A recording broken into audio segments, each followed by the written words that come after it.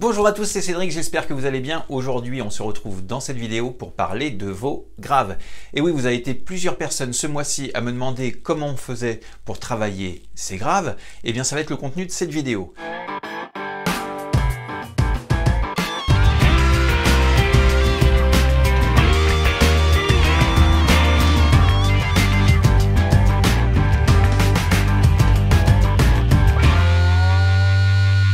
Alors pourquoi certains ont la voix plus grave que d'autres?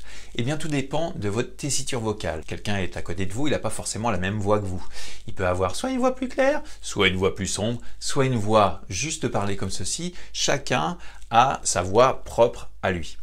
Mais bien sûr, on se dit, oh là là, lui quand il chante, il a une voix bien grave, bien ronde, qu'est-ce qu'il fait cette chose-là? Eh bien c'est dû à votre caisse de résonance. Je vais prendre l'exemple d'un ukulélé et une guitare. Vous voyez bien que la caisse est plutôt petite d'un côté, assez grosse de l'autre, et c'est pas que vous allez faire le même accord dessus que ce que l'on va entendre, ça va être la même chose. Donc plus nous avons une caisse de résonance rétrécie, plus le son va être pointu. Plus la caisse de résonance va être importante, plus le son va être gros et large. Alors là, vous allez me dire, bien sûr, non mais Cédric, tu nous parles de ça, mais quel rapport avec la voix? Eh bien, il y en a un justement, c'est que dans votre corps, suivant votre personne, si vous êtes grand, si vous êtes petit, si vous avez un grand cou, un petit cou, la caisse de résonance est un petit peu différente. Vous regardez quelqu'un qui est assez grand, mince, avec surtout un grand cou, ces personnes-là ont une voix beaucoup plus grave. Ce qui fait qu'on a une voix grave ou aiguë sont liés directement à vos cordes vocales aussi. Si elles sont allongées ou plus courtes, plus épaisses, plus affinées. Si vous voulez une voix avec plus de grave et plus d'ampleur, il va falloir travailler sur votre larynx. Suivant le son que vous allez faire, votre larynx se déplace. Soit il monte, soit il descend. Donc amusez-vous à trouver des sons un petit peu différents.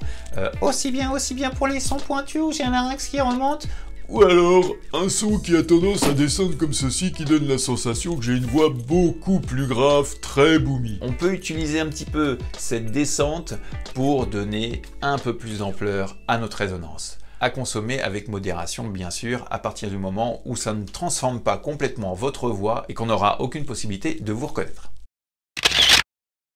Donc là, j'ai parlé du larynx, mais il est important aussi de travailler votre ouverture. Si vous chantez avec une bouche toute fermée, ça résonnera pas beaucoup. Plus il y a d'amplitude, plus il y a de place, plus ça résonne, plus ça semble grave.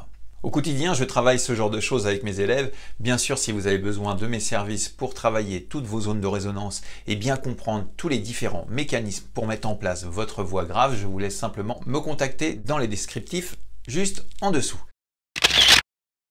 Maintenant qu'on a parlé de tout ça, et que ça y est, vous êtes quasiment au point pour commencer à travailler vos graves, il faut prendre aussi en compte les différentes erreurs à ne pas faire. Quand vous travaillez votre voix, en règle générale, on a plutôt tendance à travailler beaucoup nos médiums et beaucoup nos aigus. Donc quand vous travaillez, n'hésitez pas à travailler aussi vos graves. Très important de travailler tout le panel de votre voix pour avoir une voix homogène.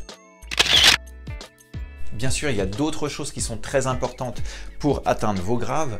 Je veux dire par là le soutien. Si vous n'avez pas le soutien nécessaire, vous n'arriverez pas à atteindre vos graves. Votre caisse de résonance et l'accollement de vos cordes vocales. Ça passe bien sûr par le travail. J'espère que cette vidéo vous a plu. N'hésitez pas à liker et à vous abonner à cette chaîne. On se retrouve très bientôt pour une nouvelle vidéo. À bientôt. Bye bye.